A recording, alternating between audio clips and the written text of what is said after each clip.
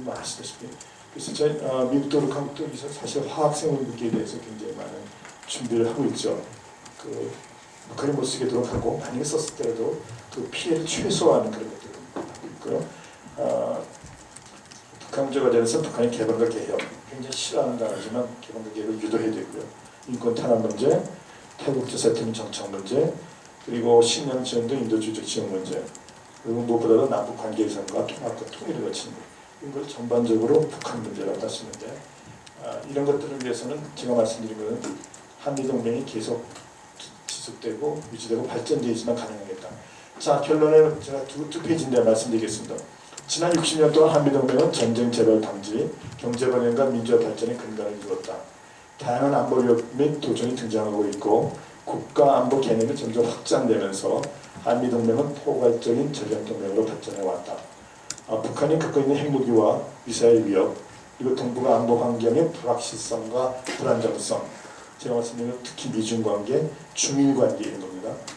동북아 안보청의 근본적인 변화, 중국의 부상이라고 그러죠.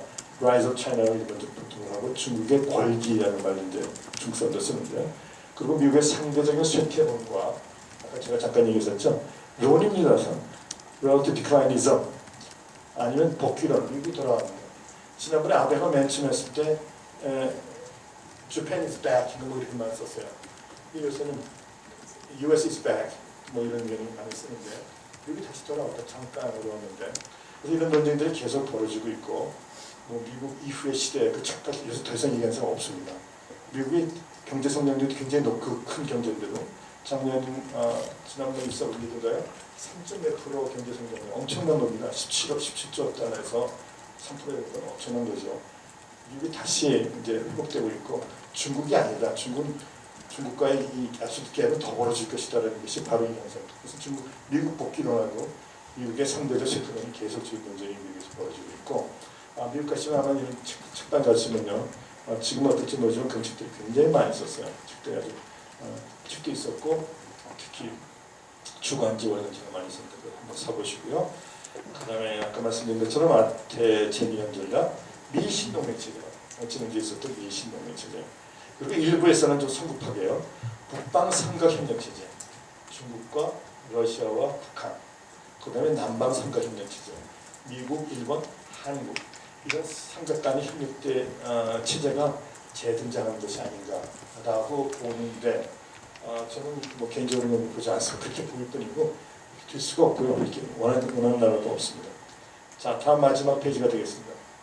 자, 한국이 그러면 전략적 선택을 아까 제가 잠깐 질문 드렸는데 중국과 미국 사이에서 어느 쪽으로 할 것인가?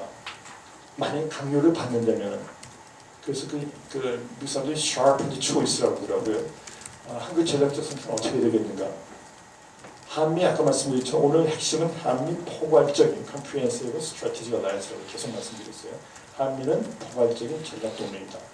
한국과 중국 간의 협력적 전략 동반자 관계, cooperative strategic partnership이라고 있는데 이 두 개의 관계를 어떻게 중화시킬 것인가? 우리나라의 핵심과 결국 리밸런스가 필요할 텐데 이제까지 무조건 일방적으로 한미 쪽으로 계속 발전시킬 것인가? 아니면은 미국과 일본이 반대함에도 불구하고 그래도 중국을 좀 신경 쓰고 중국과의 관계도 더 좋게 되지 않겠는가? 이랬을 때 어느 쪽을 택하겠는가? 이 질문이 잘못된 거죠. 둘 중에 하나를 택하는 게 잘못된 겁니다. 그렇죠? 뭐 어머니와 아버지 중에서 누가 선택할 그런 것도 똑같은 건데 양쪽 다 택하겠습니다. 우리나라만 아니라 일본도 그렇고요. 다 하고 있습니다. 어느 나라도 다. 호주도 마찬가지고요. 호주 사람 처음에 일본 가서도 호주 나라들은 굉장히 우리와 같은 고민을 똑같이 하고 있어요. 호주한테는 중국이 가장 큰 트레이너 파트너가 맞고요. 군사동맹을 따지면 미국이 가장 센데요.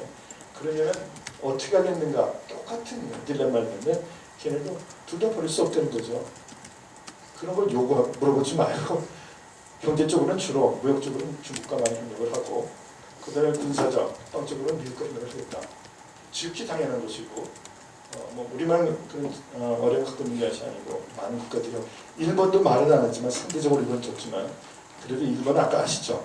중국과의 경제 협력 때문에 할 수 없이라도 미국이 아주 공개적으로 표면적으로 붙을 수밖에 없는데 우리가 놀랍게도 일중간에도 많은 협력이라든가 대화, 체류 굉장히 많습니다. 우리는 잘 모르지만 그 사람들이 안 하겠어요. 일본 사람들도 당연히 중국에 대해서 배팅을 할 거 아닙니까? 중국이 어떻게 될 것인가. 그래서 그런 것이 있는데 우리 언론만 보다 보시면 제가 말씀드리고 싶은 것은 여러분이 전반적인 제 강의 통해서 이해했으니 도움이 됐으면 좋겠는데 우리 언론만 보면은 뭐 어떻게 보면 당연하죠. 일본 신문 보면 일본뿐만 나타나듯이 우리 신문 보면 우리 쪽에서만 시각 나다 보니까 전체 미국에 대한 시각도 조금 우리가 잘못 볼 수도 있고 일본에 대해서 특히 그런 것 같아요. 우리는 과거 역사 문제 때문에. 자, 우리 과거 역사 문제 일본과 한국이 비슷한 것 같으면서도 다르죠. 우리 모르는 사람끼리 안 싸웁니다. 아는 사람끼리 싸우거든요. 왜냐면 기대가 있기 때문에 서로 기대를 저버리면 도달지 못했을 때 싸움이 일어나고 문제 일어나는 거지. 아예 관심이 없거나 모르는 사람은 절대 싸움도 안 일어납니다. 그렇기 때문에 한국과 일본 간의 관계가 나쁜데 그건 다 똑같아요. 프랑스와 영국한도 그랬죠. 프랑스 동국도 그랬고 네덜란드도 그 아시다시피 독일 뭐 저쪽 우리나라부터 많은 국가의 침략을 당해서 중간에서 어떻게 살아남는가. 그래서 결국은 네덜란드 나라가 엄청나게 그 한때 세계를 좀 지배했었고요. 그 지금 나토 본부도 거기 위치해서 있고 작은 나라지만 굉장히 잘하고 있어요. 폴란드는 좀 떨어지면 상대적으로 그런 우리 같은 위치에 있으면서도 굉장히 중요한 역할을 할 수 있는 국가들이 있고 우리도 그런 전략을 택할 수밖에 없을 것 같아요. 자, 마지막으로 우리가 갖고 있는 세 가지 딜레마 뭐 한두 가지 더 있겠는데 제가 쓰고 보니까 더 있을 수 있겠더라고요. 첫 번째, 국민의 정서와 국익에 충돌됐을 때 분명히 우리 국민은 원하는 게 있습니다. 일본도 마찬가지고요. 분명히 한국이 아니지만 민족주의, 역사주의 나올 수밖에 없고요. 당연하죠. 국민의 정서. 그거랑 똑같습니다. 아버지와 엄마가 왜 싸웁니까? 아버지는 합리적으로 보고 다른 나라를 생각하지만 엄마는 주로 무슨 소리냐 우리 가족이 먼저고 그러다 보니까 항상 이 충돌이 있는데 제가 말씀드린 건 다 이게 좀 일반화돼서 있기 때문에 좀 여러분이 이해해 주시고요. 쉽게 설명을 돕기 위해서 이렇게 된 거고요. 자, 국민의 정서와 국민의 충돌이 분명히 있습니다. 우리는 한인 역사라고 그러고요. 일본은 역사 차이라고 하죠. 역사 인식의 차이라고 그럽니다. 우리는 역사 문제라고 그러고 일본은 역사 문제가 아니고 역사 인식의 문제, 역사를 인식을 어떻게 다르게 할 뿐이라는 게 굉장히 미묘한 차이지만 그것이 큰 나중에 엄청난 기합을 만들어내죠. 자, 당연히 과거와 현재의 평가와 미래 전망 간의 충돌이 있을 수밖에 없고요. 그 다음에 안보적 이해와 경제적 이해 충돌.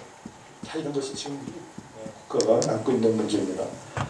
그리고 내부적으로 그 다음에 통일 과정과 통일 이후에 한미동맹과 취업민의 역학을 사냥 이런 것에 대해서 지금부터 논의하는 것이 필요하고 많은 연구들을 또 하고 있습니다. 아까 21세기 포괄적 전략동맹이라고 말씀드렸는데 그럼 그것을 과연 어떻게 하면 강화하고 심화할 수 있겠는가. 그러면서도 주변 국가의 관계, 특히 북한과의 관계를 손상시키지 않으면서 어떻게 이걸 발전시킬 수 있습니까. 이런 것이 굉장히 중요한 문제고요. 동맹뿐만 아니라 다자안보협력체제, 3국 이상의 다자안보, 예를 들어 한미일, 한일중, 그 다음에 한중미도 있습니다. 이런 3자 이상의 다자안보협력체제를 병행해서 구축 발전시키는 문제, 이런 것들이 앞으로 계속 우리가 관심을 가지고 또 연구하고 또 정책으로 집행이 되는 문제라고 생각합니다.